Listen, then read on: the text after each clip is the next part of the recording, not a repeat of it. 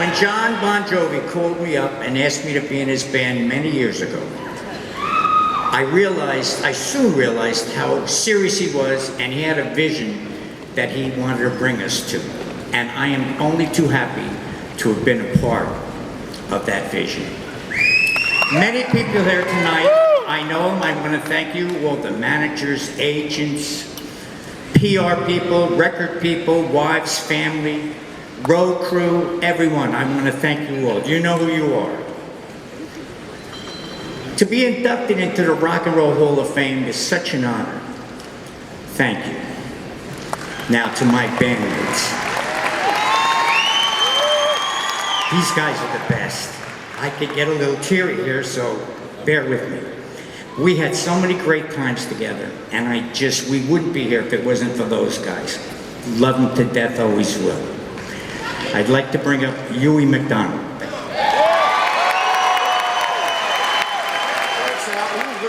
Thank you, Allie. Wow. First off, to my wife, Kelly, my kids, Morgan and Jake, I love you. And I'm so happy that you're here to share this honor with me. Thank you to my friend and accountant, Gary Haber, who's had my back for over 40 years. Thank you to my friend, Obie O'Brien, who's been on my back for over 50 years. To the Rock and Roll Hall of Fame, thank you for the induction.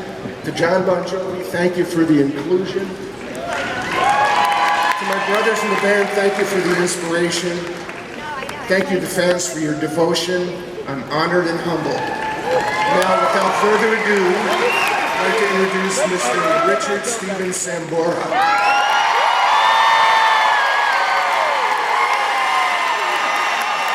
Cleveland, Cleveland, Cleveland! The Rock and Roll Hall of Fame! Just think about it when you're a kid. You think you can imagine that any of this shit would have went down and it's this good? Because it's that good. And I'm just proud to be working with these guys. And, you know, songs are very profound in a way because you're connecting with humanity. And then you find out that you have more in common with humanity than you. Everybody is more alike than they are not alike. And we had the privilege, yeah, especially now in today's world, right? That's really, really important. Because you can't say nothing to me. So, you know, first, I mean, gotta say thank you to everybody in this band because the hardest thing to do, I believe, is to find 4 guys with yourself that are very, very dedicated and they'll do anything, they'll work hard, they'll go crazy, whatever it took. And we did that for a really long time, so.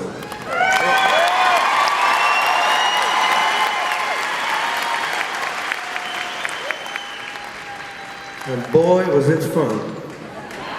If I wrote a book, it would be the best time I never had. Howard already exclaimed that for me. I want to thank you, Howard, too.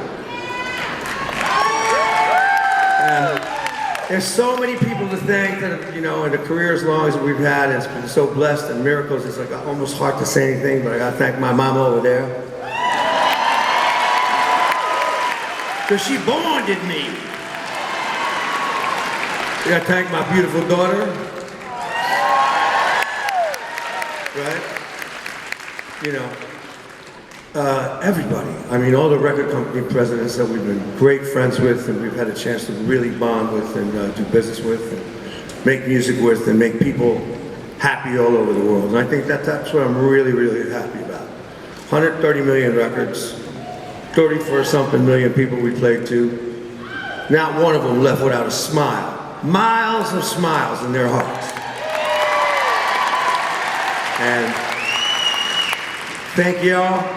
I gotta thank the fans, because without the fans, let's face it, they're the mirror.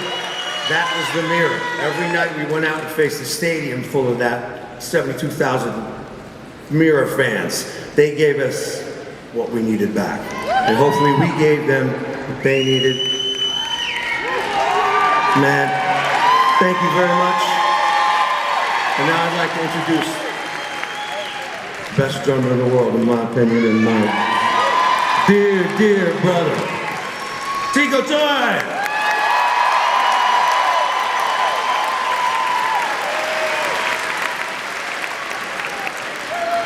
Oh, good evening. I must tell you that, Howard, thank you very much. The guy's always made me laugh. I'm short, but I try to look up to him as much as possible, and I still do even more. Anyway, this is a blessing to be here. I got to thank my mom and my dad that can't be here. And she backed me as a musician, saying, do what you want to do and play from your heart. She said, promise me you won't get a tattoo. So Mom, I love you. Thank you for that.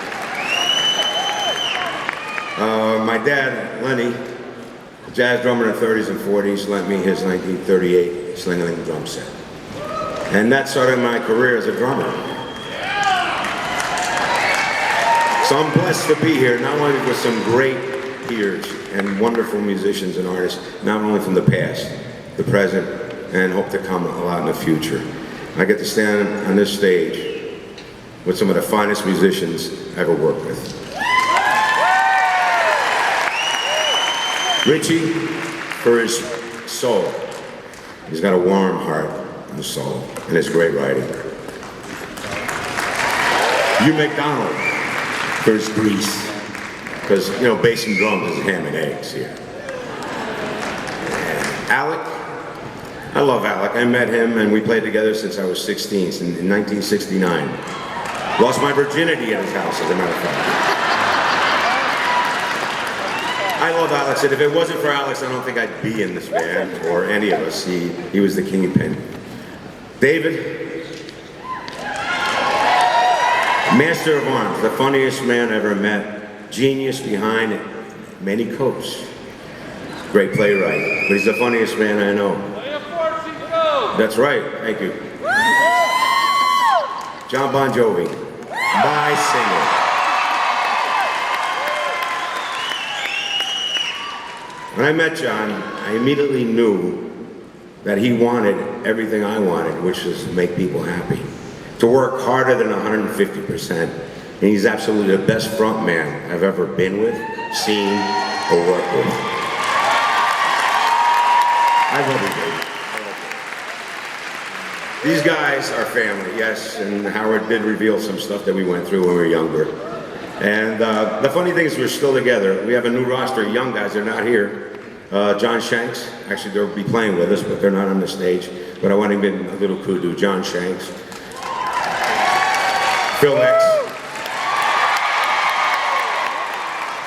Everett Bradley. And they're wonderful, and I think with all this, the fact that this brought us together, not only as human beings and musicians, and be able to play something that we love so much. I thank and I pay homage to all these gentlemen, all the past that came on this stage, all the future to come. I want to thank my family, my son Hector, Allie, all my family and friends, and especially everybody here and in the world that's been our backing for the rest of our lives. I appreciate it.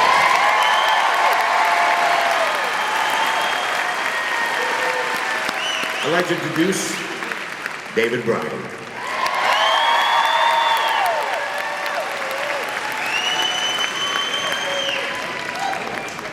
How y'all doing? Tonight is a celebration of a landmark and an incredible musical journey. A celebration of a 7-year-old who took 15 years of classical piano lessons. A celebration of a 17-year-old who, through John's cousin Butch, who's sitting over there, I joined the Atlantic City Expressway. A celebration of a 21-year-old recording the first Bon Jovi record. And a celebration of a 56-year-old who stands here tonight, proud as hell.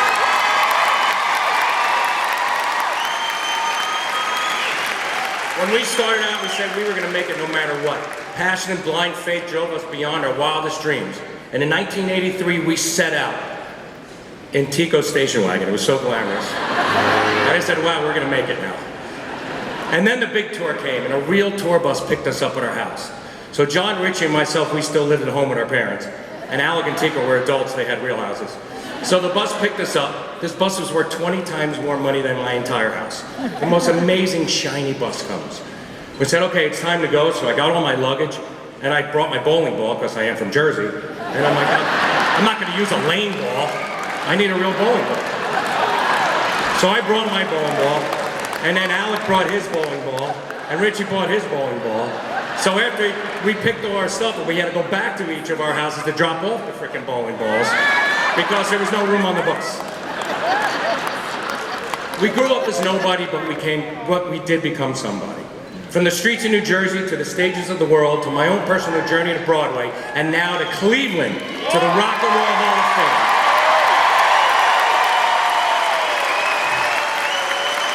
I want to thank my original brothers, my new brothers who you will see, my beautiful wife, my beautiful kids, our managers, agents, road crews, recording crews, video crews, my friends, and especially all the fans, for a great journey that continues to surprise and thrive. Thank you.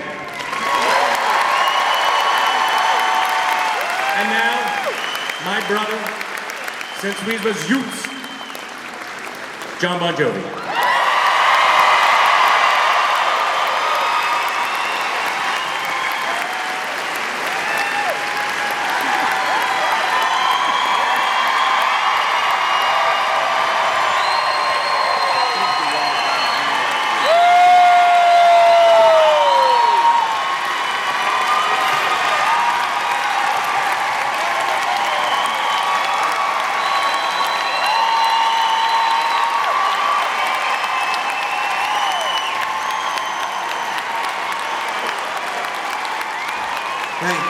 Thank you. First, I want to thank Beth Stern for not only getting Howard here, for getting him to stay here. And I want to thank Howard because he is the only man in America that thinks he needed a passport to come to Cleveland. Thank you. My dear friend, it is the truth. He was my first, my only choice to induct us tonight. And I'm very grateful. I've been writing this speech since I first strummed a broom and sang it from the top of the stairs of my childhood home. I've actually written it many ways, many times. Some days I write the thank you speech. Other days I write the fuck you speech. Writing it was in fact therapeutic for me in a lot of ways. I certainly see things differently tonight than I would have 10, 20, 30 years ago. But in the end, it's all about time. It took a lot of people to get us here tonight, and not all of them were hairstylists and clothing salespersons. See, I was first introduced to music at 7 years old when my mother brought home a guitar that she had bartered for, along with the Kenny Rogers Learn to Play Guitar record. As a kid, my parents took me to lessons where this guy in a little cubicle, smoking a pipe, he opened the book to a bunch of scales and he tortured kids with his smoke and his lack of interest. After a couple weeks, I quit, threw that guitar down the basement stairs, conveniently breaking a tuning peg. That guitar lay there in the dark until I was around 15, and a man named Al Parinello moved into our neighborhood. Al played in the lounges in the wedding circuit. He was a great guy, a family man. He took an interest in a couple of us neighborhood kids, and he taught us a couple of songs. Al's teaching style was much different than that of the pipe-smoking, scale-playing, half-hour nap-taking session the man at the strip mall gave me. Now, I didn't learn quickly, and I was by no means any good, but Al showed me the magic of a song. First, it was the Animals, the version of House of the Rising Sun. We slogged through that. Then it was Thin Lizzy and the Boys Are Back in Town. Truth is, I did a half-assed job at practicing, but I went back, and after a couple of weeks, Al lost his cool demeanor, and the hip dad yelled at me. He said, "Don't waste my fucking time. If you don't know this next week, we're done." It worked, because I've been practicing my craft every single day.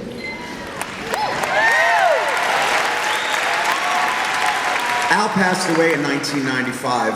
The initials AP have been carved on my guitar ever since, and they serve as a reminder to practice every day. And so for that, I say thank you, Al Parinello.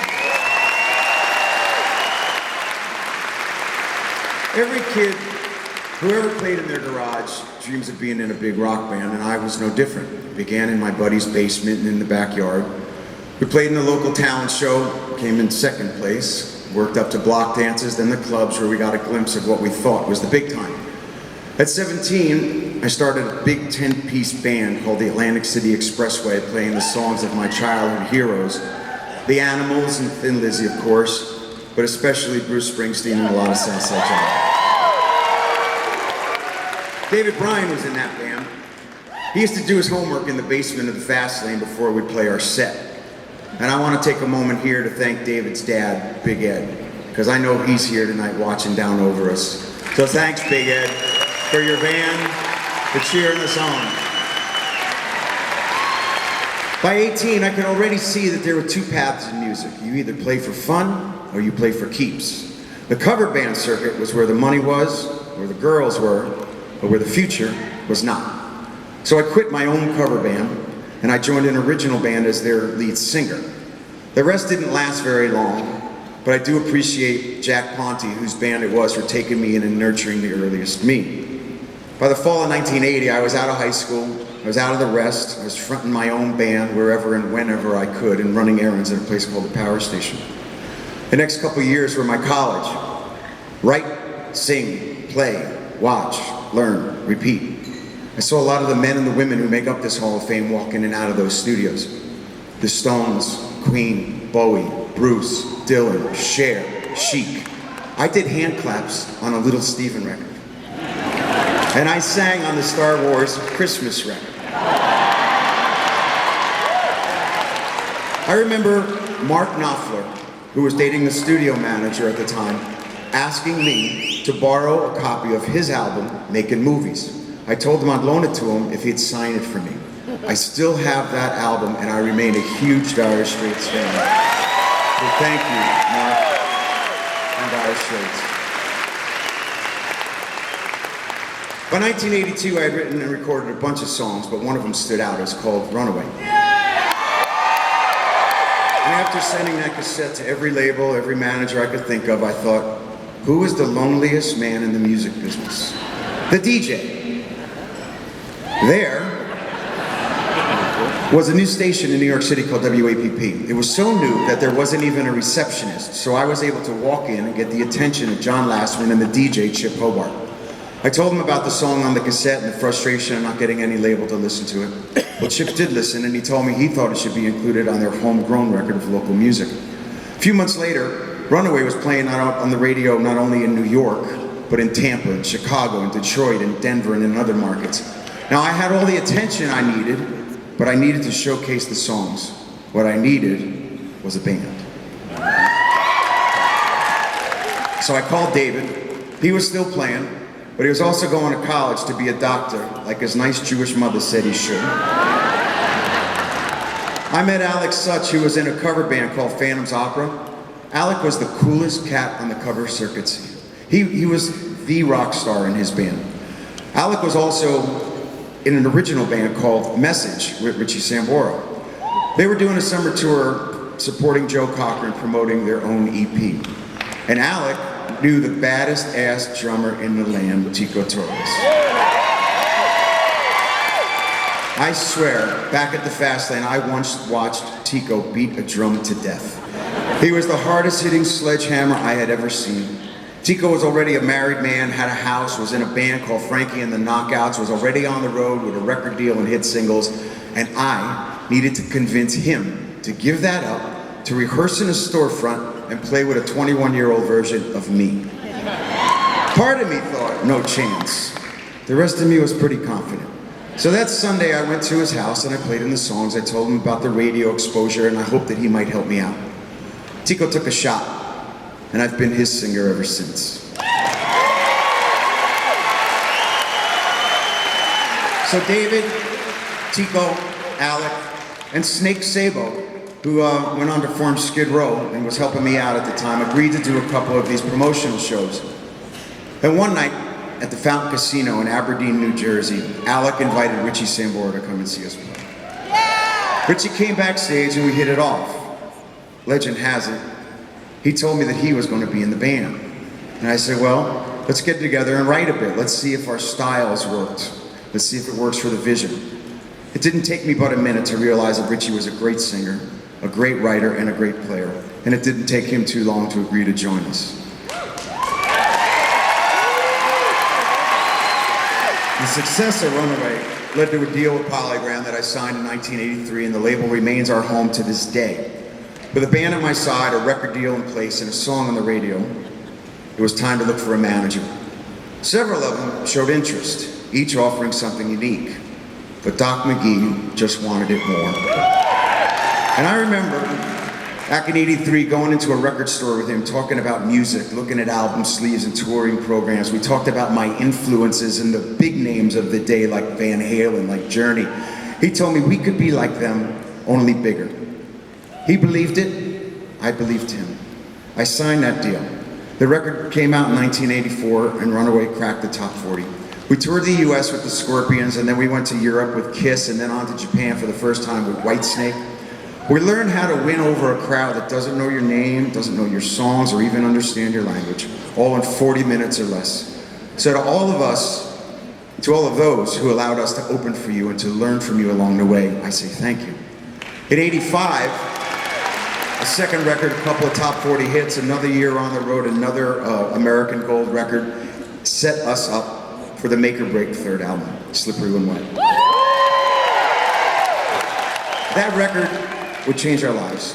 There was the magic combination of our band, Bruce Fairbairn, Bob Rock, Desmond Child, our A&R guy, Derek Schulman, Doc, a little-known studio called Little Mountain in the city of Vancouver. Nothing would ever be the same. You Give Love a Bad Name, Wanted Dead or Alive, Living on a Prayer. We started having consistent hits, and we finally became a headliner. And everyone that was involved in that record and the tour brought out the best of each other. Many millions of records and hundreds of shows later came the New Jersey album and another 5 top 10 singles. Millions more records, hundreds more shows, same team, same results. They say what doesn't kill you makes you stronger. It almost killed us. But we live to become stronger, so thank you to all of those who helped write that chapter. To Bruce Fairbairn, who produced Slippery and New Jersey, thank you for your trust, your faith, your patience, and your kindness. Your memory lives every time that we hear those records. And thank you, Doc McGee, for teaching us the ropes. Doc, you were our Colonel Parker, and P.T. Barnum rolled into one.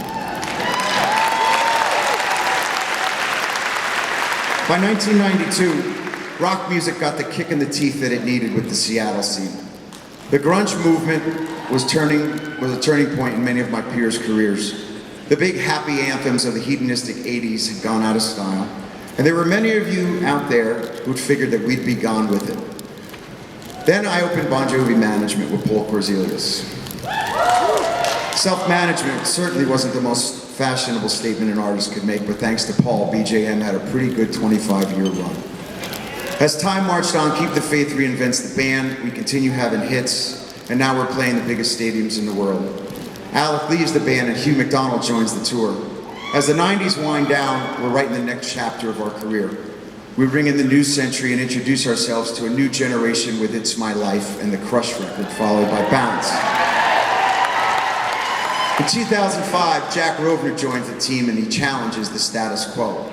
With Jack's help, the band wins a Grammy and plants the seeds for what ultimately becomes the JBJ Soul Foundation. John Shanks also enters the picture as our producer, collaborator, support system, and on Have a Nice Day, Richie and I go on to write Who Says You Can't Go Home. We're the first rock band to have a #1 country single. But then it's 3 more #1 albums in a row. Lost Highway, The Circle, What About Now? Things are actually going incredibly well. So if this was one of those behind the music episodes, this is where the shit hits the fan. So during the Because We Can tour, Richie's no longer standing at my side. Once again, Phil X has to answer his phone and answer the call. Tico has not 1, but 2 emergency surgeries, and we have to actually have a replacement drummer sit in for 11 stadium shows. One night I'm looking out at 80,000 faces at Rock in Rio. I turn to David and I think, holy shit, I'm back in a cover band. Hugh, now Phil, eventually Tico, David and I play another 105 shows and still managed to have the year's highest grossing tour.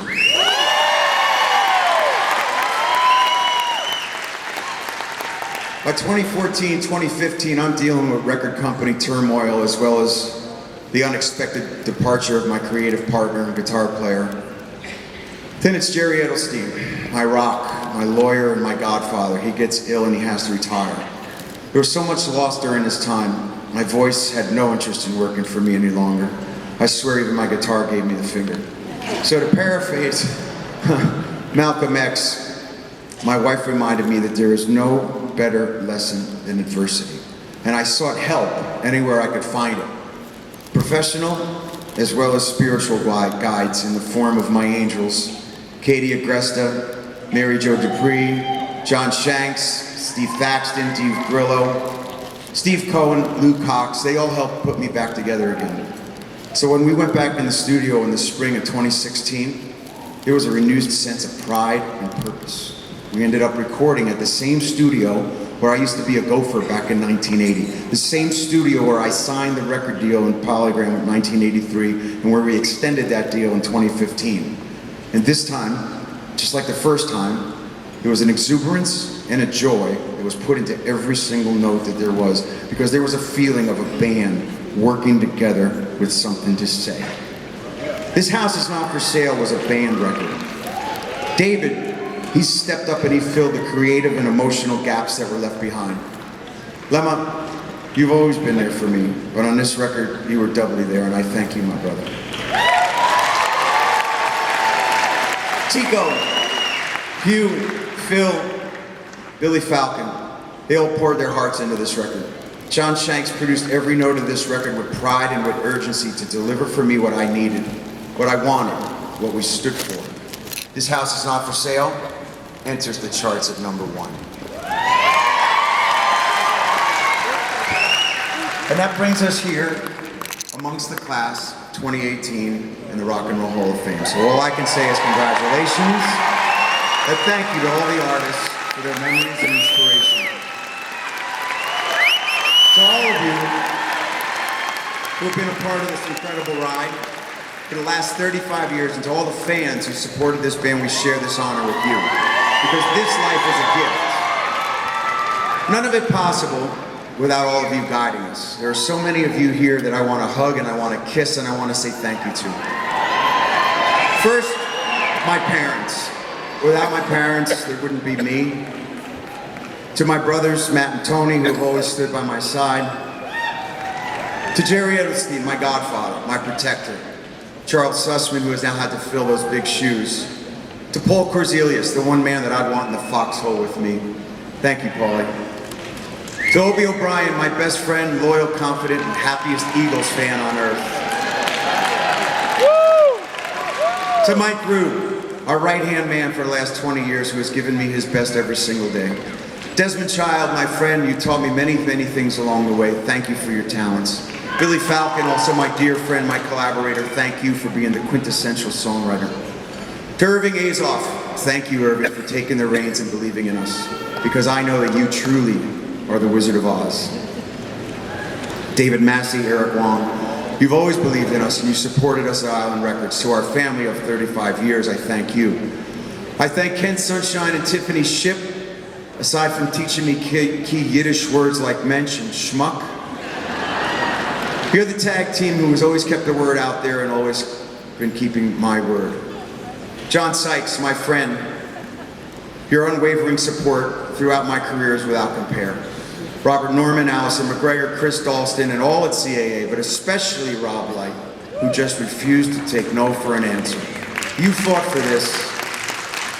You've delivered throughout my career, and you've been in my corner, being my agent over 25 years. To my kids, Stephanie, Jesse, Jacob, and Romeo, you are my greatest hits. I love you all. And to my wife, Dorothea, you're my everything. You're the greatest gift that God could have given me. You're there whenever I breathe, and I just want to make your tea and tell you how much I love you for it.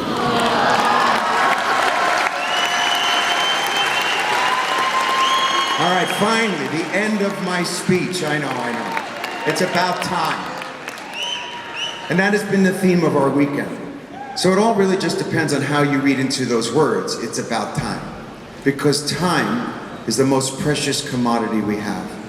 I thank my lucky stars for the time that I got to spend with each one of you. Alec, Richie, Hugh, Tico, David, To you, to us, to all of you. Tonight, the band that agreed to do me a favor stands before you so I can say thank you for making this dream a reality.